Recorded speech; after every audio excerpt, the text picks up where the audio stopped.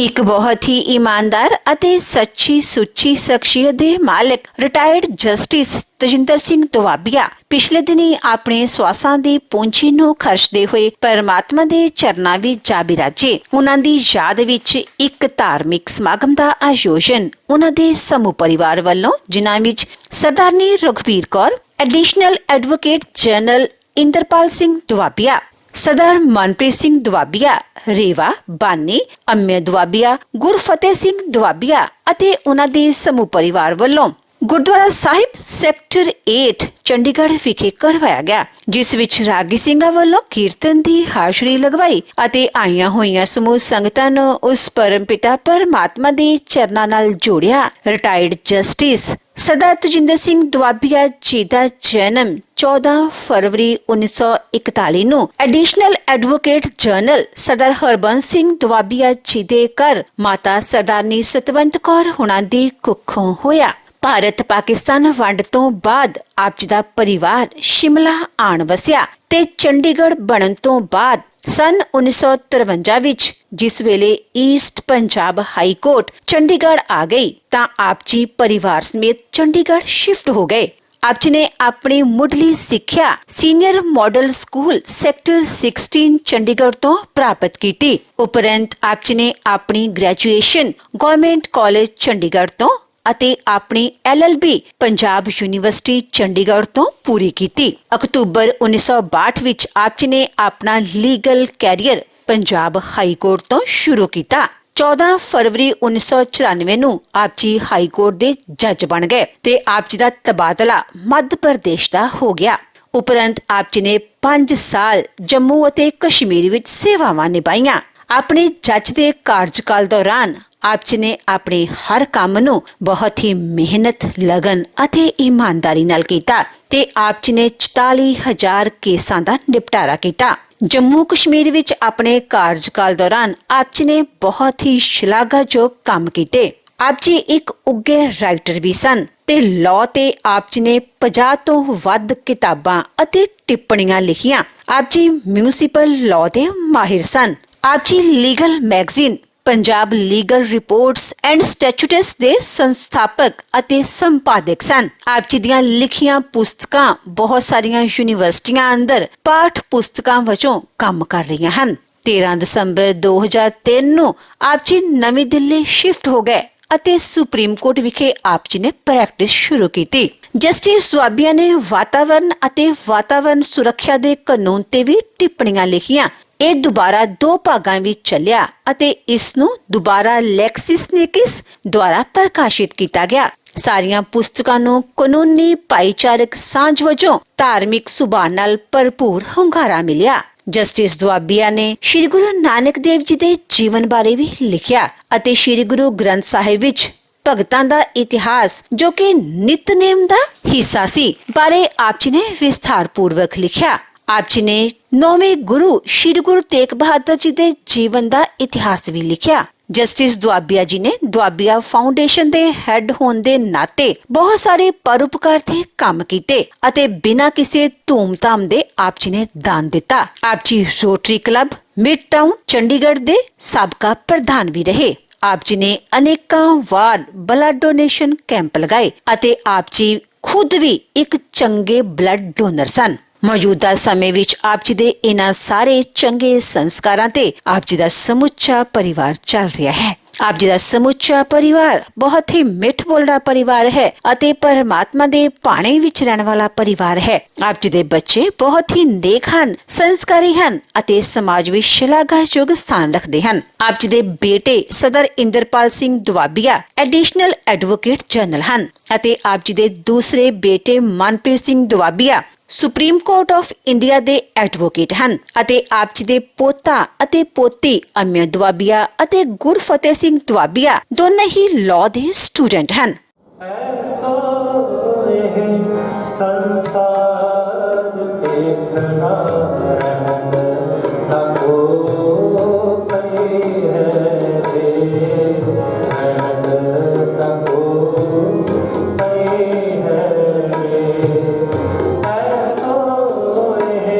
संसार देखना रहना न को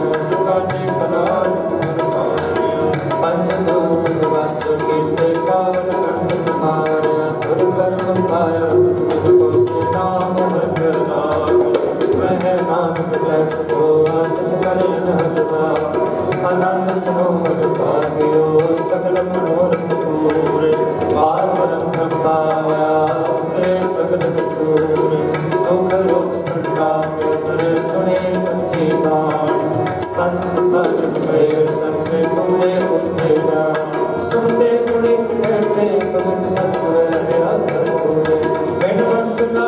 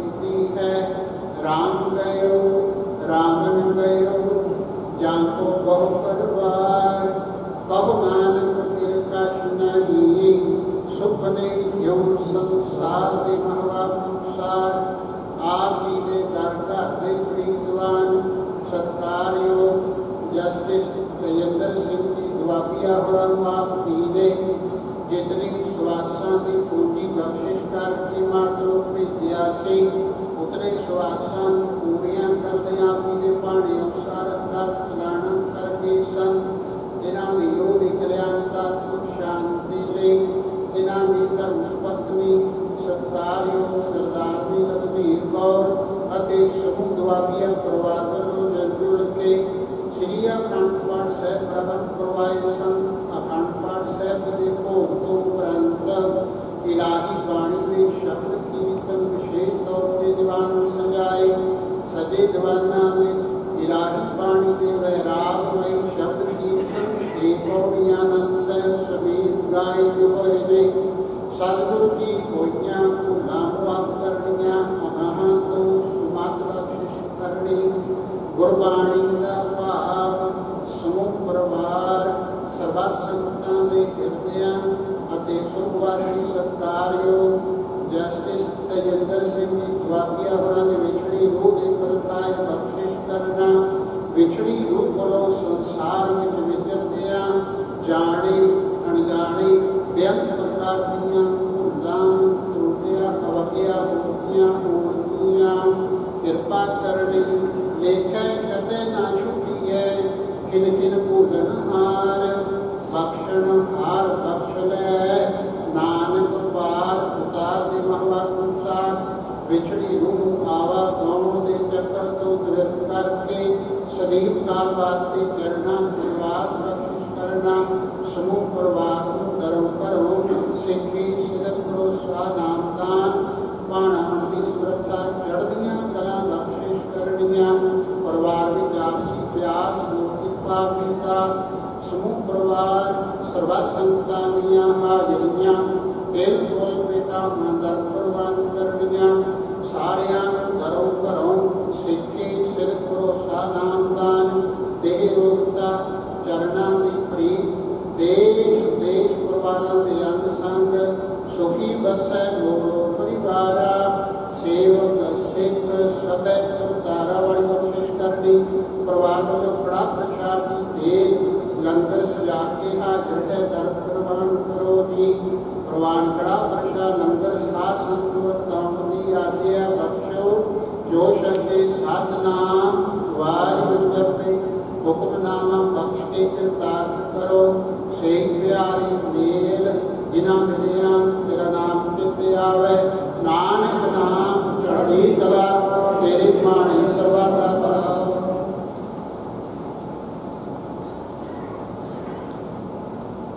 ਵਾਹਿਗੁਰੂ ਜੀ ਕਾ ਖਾਲਸਾ ਵਾਹਿਗੁਰੂ ਜੀ ਕੀ ਫਤਿਹ। ਸੋਰਠ ਮਹਿਲਾ ਪੰਜ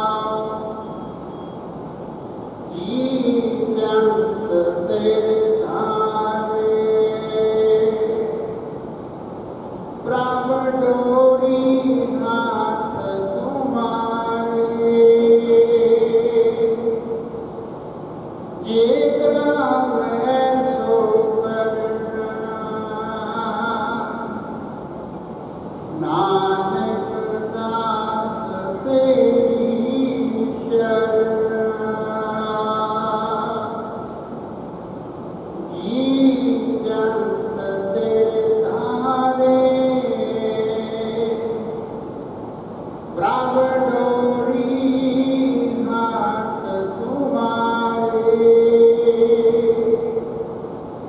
जे करावे सो करना,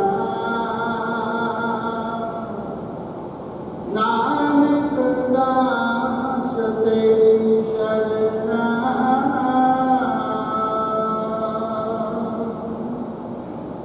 वाहिगुरु जी का खालसा, वाहिगुरु जी की फतेह। सुख सहज सेती कर आओ, आपे अनंत रंग है आपे बहुरंगी, जो तिस भावे नानका साई हर चंगी के महावात अनुसार।